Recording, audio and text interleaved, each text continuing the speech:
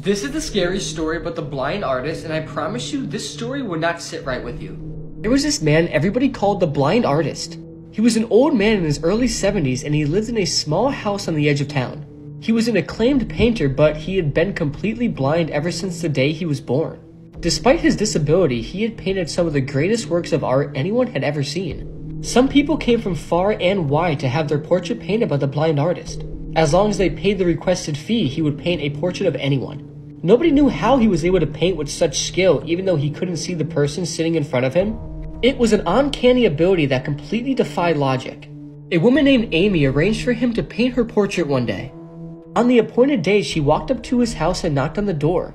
When it opened, she saw the blind artist standing there leaning on his cane. His face was drawn and wrinkled, his eyes were milky white. He invited her in and she followed him as he shuffled along down the hallway. Once they got to his studio, she handed over an envelope containing his fee.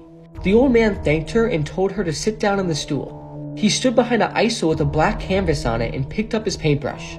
"Before we begin, I must warn you," he said. "Sometimes I paint too far." Amy had no idea what he meant, but his paintings were always beautiful, so she was confident she would be happy with the finished product. She sat there for hours as the old man painted, not one of them saying a word to each other. Finally, he put down his paintbrush and said, "I am finished." And he waved Amy over to take a look. As soon as she set eyes on the painting, she was horrified. He painted Amy's body lying on the ground surrounded by a pool of blood. Her throat had been sliced open and her body was covered in stab wounds. Her dead eyes were glazed over and there was a look of terror frozen on her face. "Why?" asked Amy, stepping back in horror. "Why would you paint something like this?"